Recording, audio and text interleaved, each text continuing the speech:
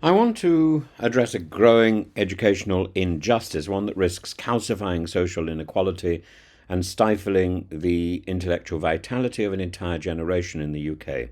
I speak, of course, of the move towards a de facto two-tier education system where only the richest families, elites with a disposable income north of £150,000 can afford what was once within reach of professionals, medics, and small business owners, army, career people, private schooling. This was not what the Chancellor proposed. This was supposed to be a levelling policy that benefited the state system. Instead, it risks entrenching division. And I'm not sure that there will be any improvement in the state system at all. Since the government's introduction of the 20% VAT on private school fees, the average cost of educating two children privately has soared to over £50,000 a year. For a household earning £100,000, a not inconsiderable sum, they now take home less than a minimal wage couple once school fees have been deducted. That's a staggering reversal of middle class aspiration. Predictably, private schools are cutting bursaries, laying off staff, increasing class sizes, trimming educational enrichment programs. In a chilling echo of the corporate world, some are even using non-disclosure agreements to silence overworked staff. Others are shedding subjects, shelving new buildings, axing partnerships with state schools. All this, we're told, is the price of progress and a benefit. But I don't see any progress.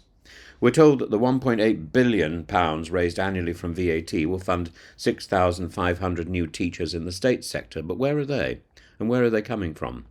This assumes that schools can even find and retain qualified staff amid the crisis in recruitment, morale, and workload. What we're seeing is not redistribution, but deterioration, an increase in pressure on state schools imposed by ideology, as tens of thousands of pupils are now forced to move sectors with no meaningful increase in capacity or resources. In some areas, notably Edinburgh, the most desirable state schools are already oversubscribed. A reform that was intended to equalise opportunity may in practice now narrow it. What Britain requires is not a punitive gesture against the middle class masquerading as fairness. What we need is an educational revolution, one that acknowledges that the current model, forged in the 19th century to churn out obedient factory workers of every level and standard, is no longer fit for purpose. Rows of desks, standardized testing, rote memorization, and an obsession with league tables do not foster creativity, critical thinking, or resilience. They produce box tickers, not thinkers. We need to harness the tools of the 21st century. AI, adaptive learning, gamified assessments, and multimedia curricula. These can accommodate the rich diversity of learners and allow teachers to become curators and moderators of knowledge, not mere bureaucratic functionaries sprinting to download Wikipedia entries before a double period on a Tuesday morning. We also need to address the plight of teachers who are increasingly crushed under the weight of form-filling and behaviour management. In private schools, we now see a Dickensian creep towards unpaid overtime and limitless expectations. Sports on Saturdays, boarding duty on Sundays, pastoral care at 3 a.m. And in state schools, morale is being eroded by the constant policy churn, inadequate resources, and a political class that treats them as both heroes and scapegoats. If teaching is no longer inspiring, how can we expect learning to be? The first job of a teacher is to inspire. The second job is to moderate. The third job is to inform. If we can if we can make the teaching job easier by taking away some of the pressure, for example, providing resources that mean the teachers don't need to inform so much and they can focus on the two things that they should be able to do best, then our teaching will change overnight. Then our schools will change overnight. We need to be bolder. We need to imagine a system where every school, state or private, has access to high-quality digital platforms that adapt to pupil need. That doesn't mean that we're just simply transferring the classroom of today onto a laptop, which is one of the ridiculous approaches that came out during COVID. When you learn through a laptop, or when you use a laptop to learn, most pupils are quicker. Most information is quicker. So you have to accommodate that. Where every child learns is not shouldn't be what to think, but how to think. We need to have a system where where apprenticeships, where coding, where language and music are valued as much as algebra and Shakespeare, where teachers have time to inspire, not just to instruct. AI, far from replacing teachers, can enable them to teach better. Not one size fits all, but education as a bespoke, human-centered pursuit.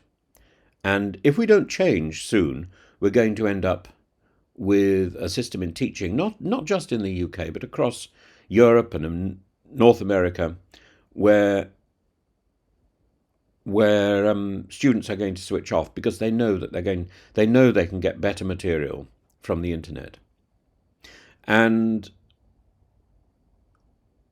I was talking to a teacher yesterday who teaches English, and she said that she wasn't allowed to use material that hadn't been approved by the country. And I thought, this is absurd. When the material that has been approved is second rate, when native speakers are not being used for the listening components, this is nonsensical. I remember coming across the same sort of rubbish when I was teaching in the university in Russia, where university teachers, my colleagues, whose focus was English language, could not string a sentence together in any coherent way, who all seemed to think that the greatest living writer was P.L. Travers, the person who wrote the rubbish Mary Poppins, which of course has made 2 brilliant films, but the actual books are second-rate twaddle, who also thinks that everybody reads Goldsworthy. Nobody reads Goldsworthy. Goldsworthy made a wonderful TV series again, which was coincidentally the first TV series sold by the BBC to Russia, which is probably why the books themselves became fashionable as reading material in the USSR.